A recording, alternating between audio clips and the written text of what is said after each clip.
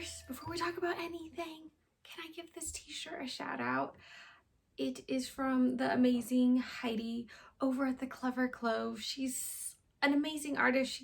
The cutest, like her art, her stuff, her pins, her t-shirts, her notebooks are all just the most adorable things ever. Heidi does an awesome job, and I was like, I got this t-shirt and I love it. I don't know if you can still get it. I will link to her website or to the t-shirt, either to her website or to the t-shirt, whatever one. Whatever one. If the because I like pre-ordered it, and I don't know if she was making more past like the pre-orders, but she has other cute things. She has cute little like notebooks with like her drawings on it of like little animals knitting, and I just love her stuff.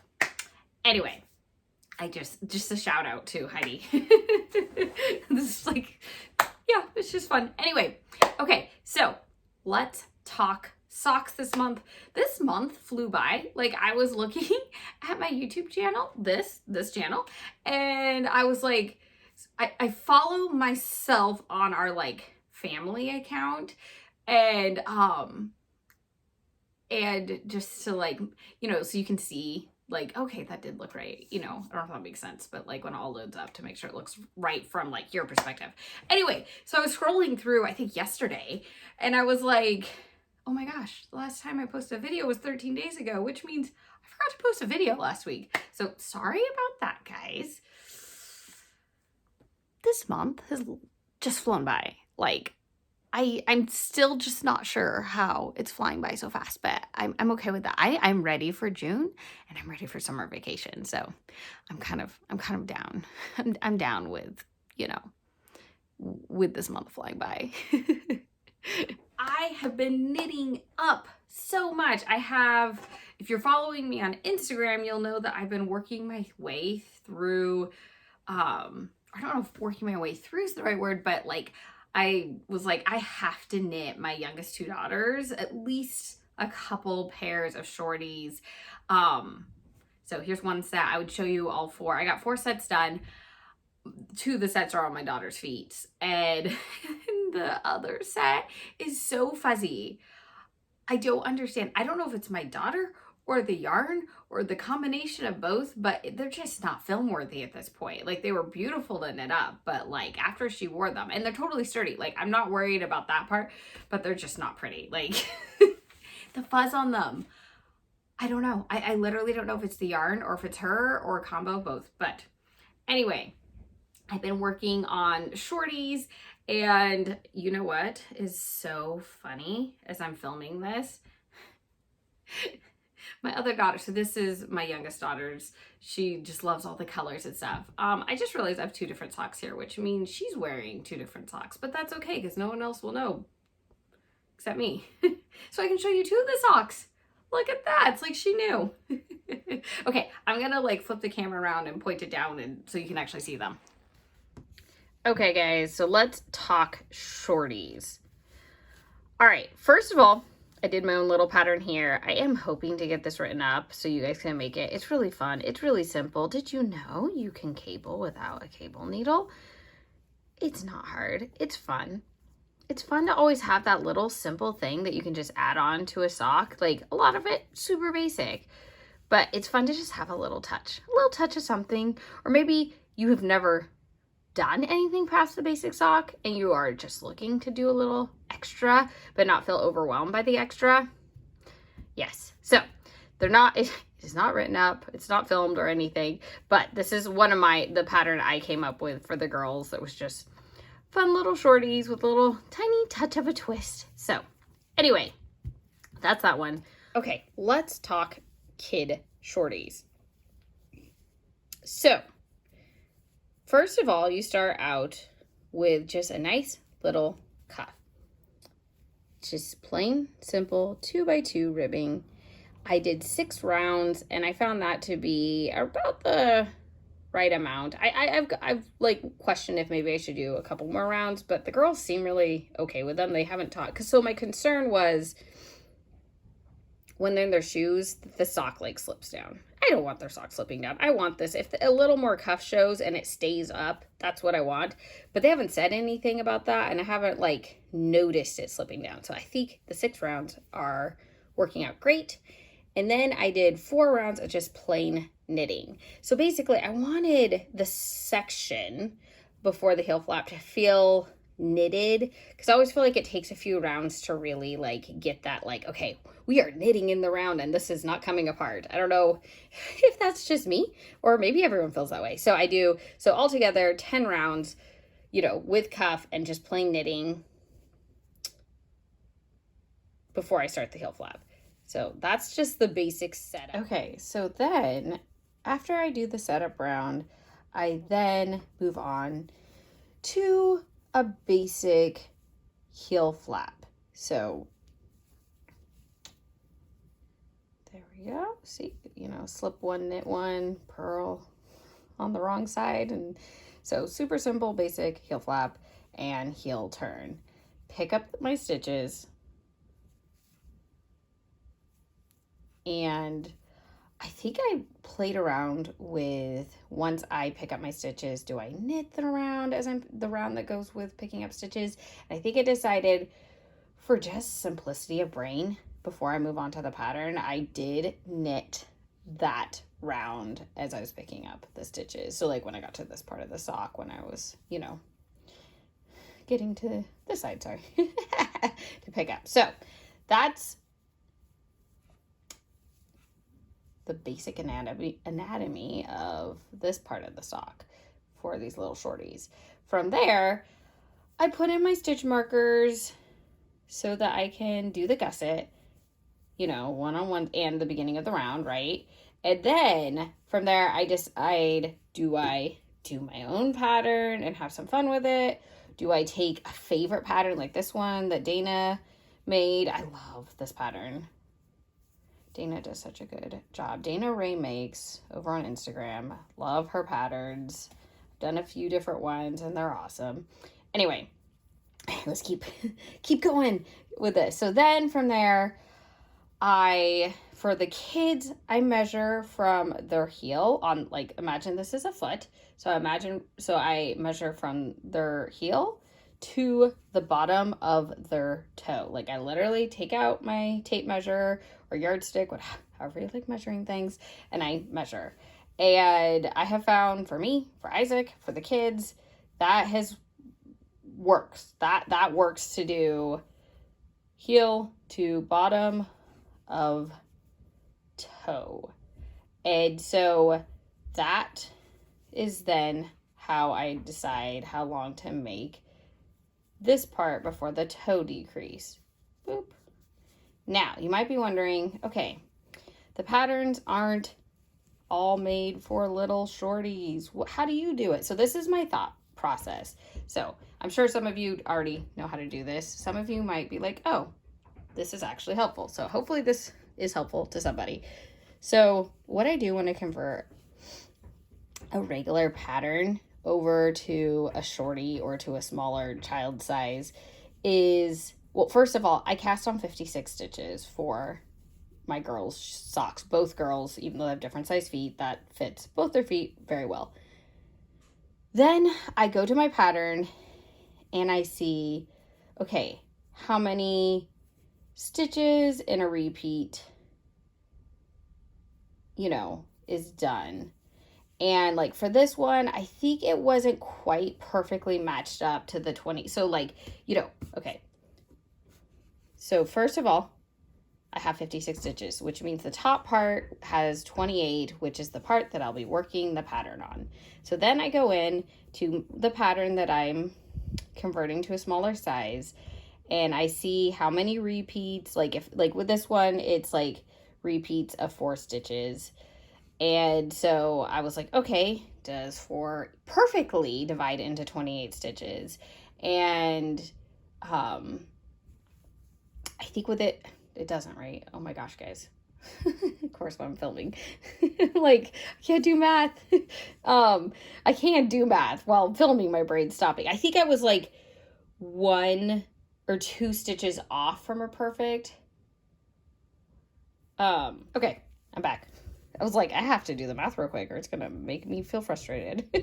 I was like having a moment. You know, you can do math until you're put on the spot to do math, and then your brain just suddenly can't divide or anything. So in this case, yes, it evenly went across.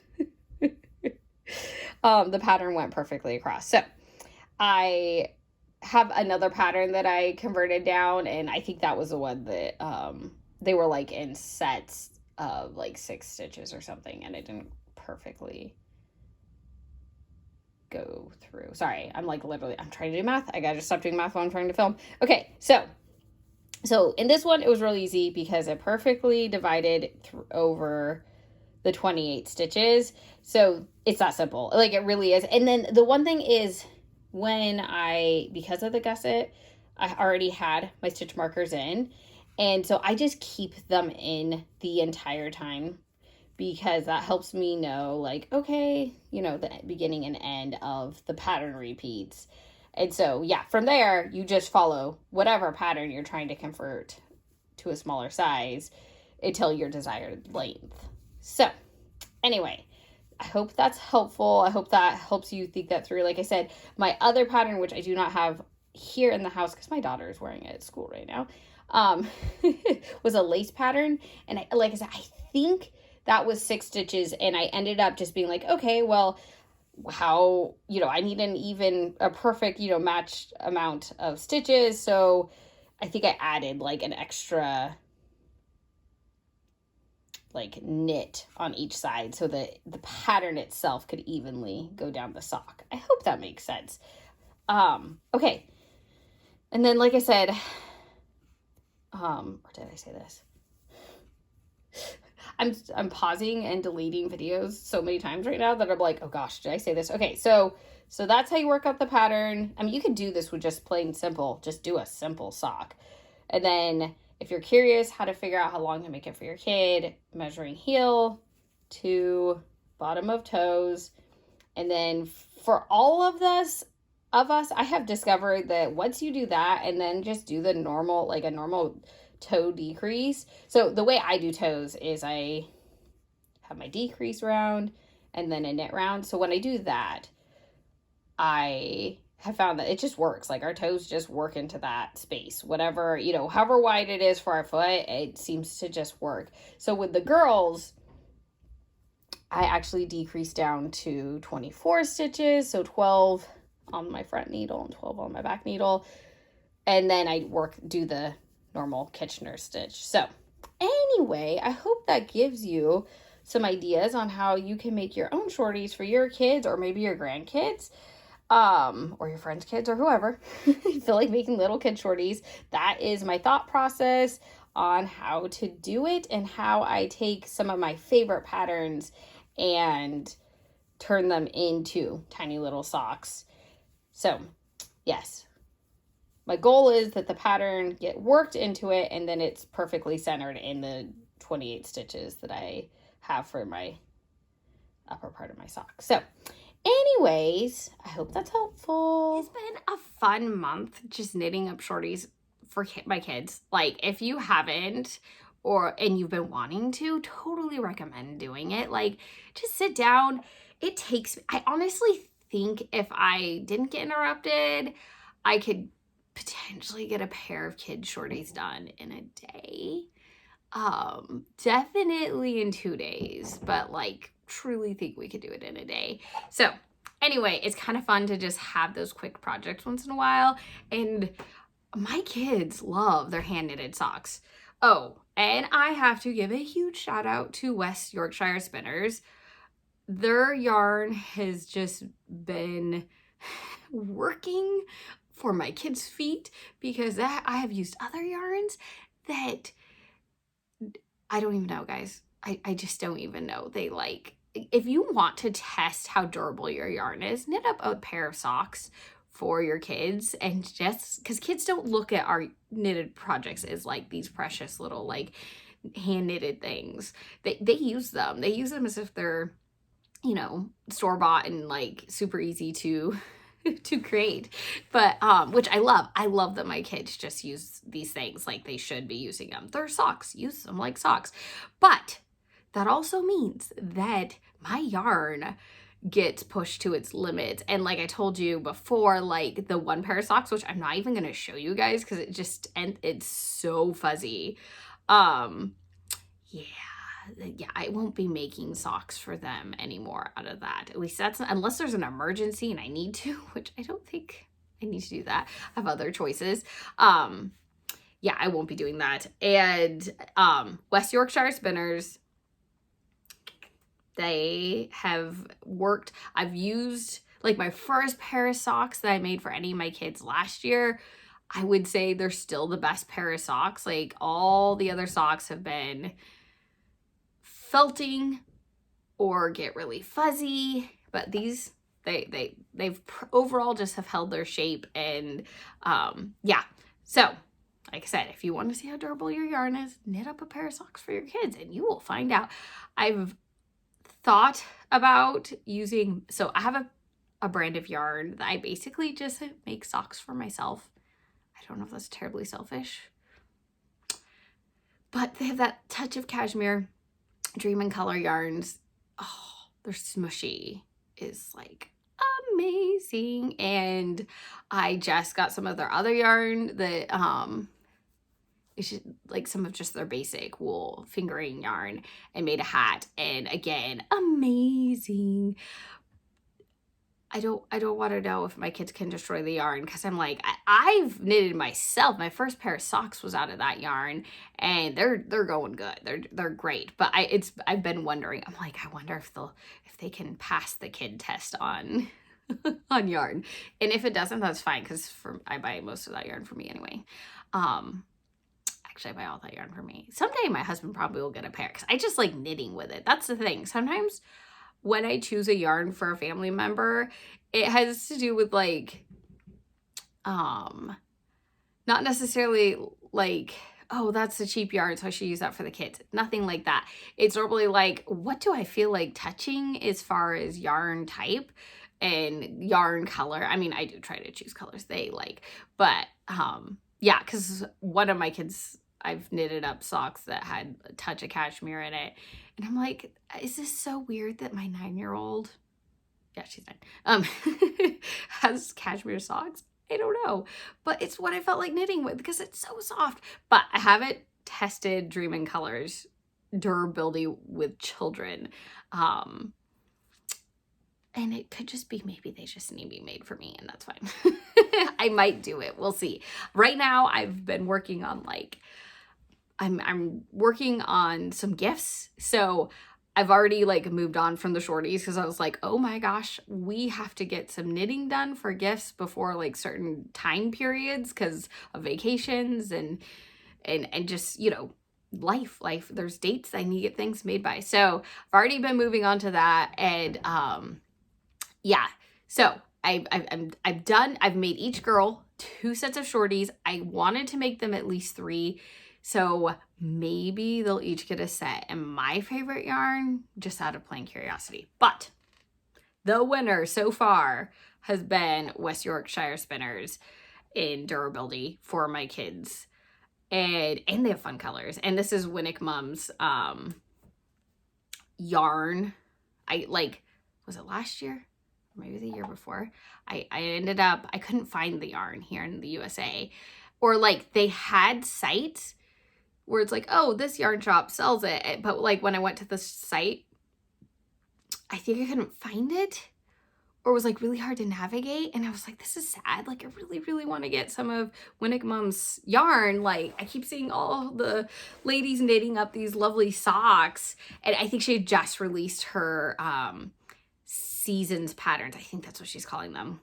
It's all she did a booklet of patterns where it's like spring, summer, winter, and fall. And so like all those yarns got released. And I was also looking for the pattern book, which I also was able to find. I don't think I found that in any of the stores here in the States.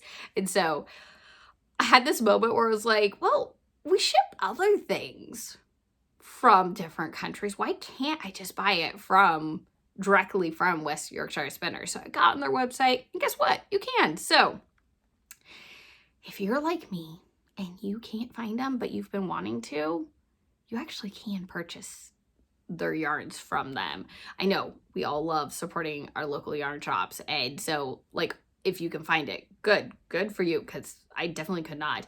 And I definitely could not and find the pattern book. So like, I was kind of going for two things there. And I think that might've been a little bit what I was like, that might've been what was, I was like, I think maybe one yarn shop I found it, but I was like, they don't have the pattern book. And I specifically was like, I want the yarn that matches the patterns and the patterns as well. So anyway, all that to say is great durability. If you know someone that's rough on their socks, these I've found them to be the most durable socks.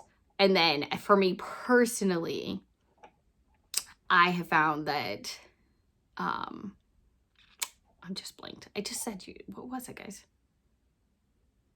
Dream in Color. Oh my gosh, really, I just said. For me personally, that's my other. Dream in Color is my absolute favorite. And I've only made them for me. And here's the thing. I don't think I'm rough on socks because I am like, I like wearing them, but I tend to be like barefoot when I'm in the house.